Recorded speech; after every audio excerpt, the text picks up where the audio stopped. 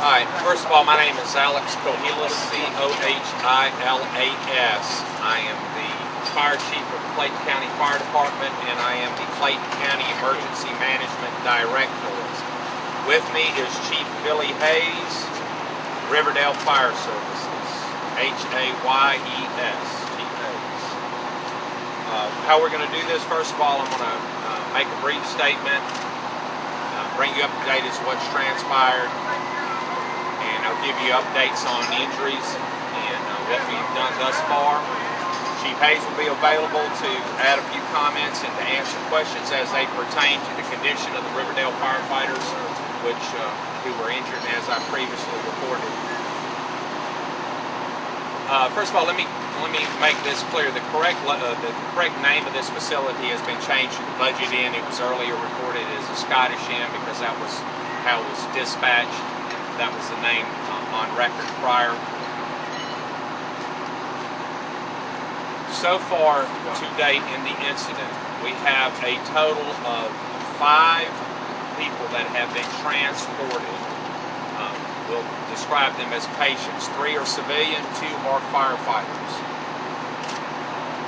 Medical units from the Clayton County Fire Department transported 2 Riverdale Fire Services firefighters by ground transport to Southern Regional Hospital. They are there.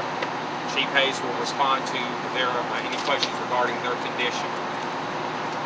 A male and female adults were originally transported by one of our med units by ground transport to Grady Memorial Hospital, to the burn unit. Later on, as we were preparing for the previous press conference, you saw that we extricated another female victim who was transported by Omni-Flight air ambulance to Grady Memorial Hospital. So again, recapping, 3 civilians have been extricated that were injured and transported. 2 firefighters were transported. I want to take at this point and highlight the courageous efforts of the Riverdale Fire Services and Clayton County firefighters whose swift action was frankly responsible for there not being more victims. They moved, first arriving fire units moved very quickly to evacuate no less than a dozen occupants, and were it not for their swift action, there could have and probably would have been more injuries and fatalities. Unfortunately, I have to report that we have found 5 bodies. We have a good idea as to their identity, but we are not going to release that information pending notification of family and verification. I can tell you at this point we have a total of 5 fatalities, but we are working hard to get a positive ID. We think we know who they are, but we want to notify next of kin, or identify whatever available next of kin. We have finally, with the help of Atlanta Gas Light, cut off the gas. Earlier I reported to you that the gas meter was involved and it complicated our firefighting and rescue efforts. That problem has been resolved. We have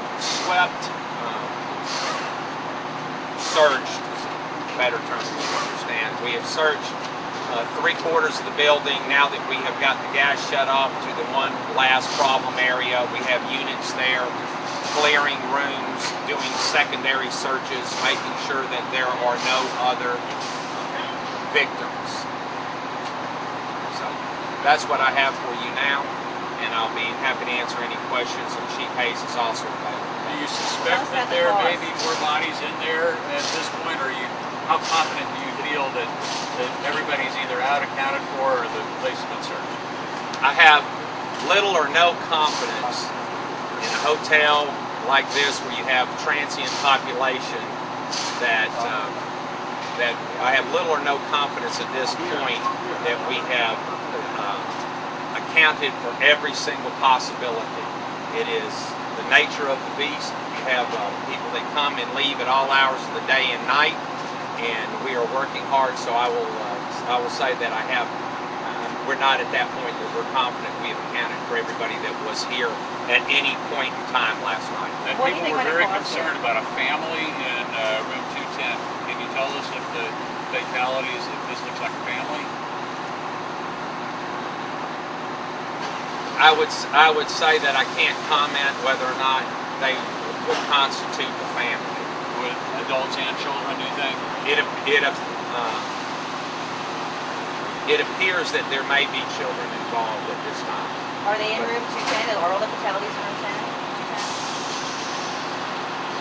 210? I can't speculate as to the room they were actually found because we have had, and the reason why I'm hesitant to even respond to that is that we had roof collapse over much of that area on the second floor.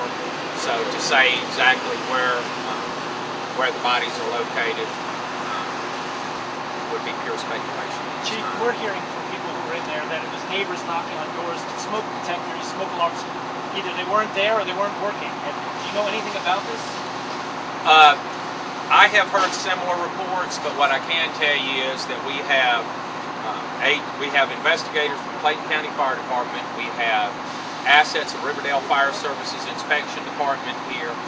We have members of ATF, GDI, State Fire Marshal's Office, and we will get to the bottom of it. I know this, I'll leave, Chief Hayes can respond to any questions regarding last time the building was inspected, but, you know, I'm confident that it was inspected last year, and he can answer any questions as to the condition at that time. Where did it start and what might it cost? It's too early to speculate as to cause. I can tell you by the appearance of the burn pattern that as you face the building here, the left rear section, second floor appears to be where most of the fire damage or deepest charring and burning occurred. So that is where we will begin our investigation. Does it look like it started in the building or does it look like it started outside and spread to the building? Too early to say. How many people were staying there? That is also unclear. Management, part of the problems, which I don't believe you were here earlier, but one of the things that I covered earlier is that the office was completely destroyed where all the records of who was staying were kept, therefore they were destroyed.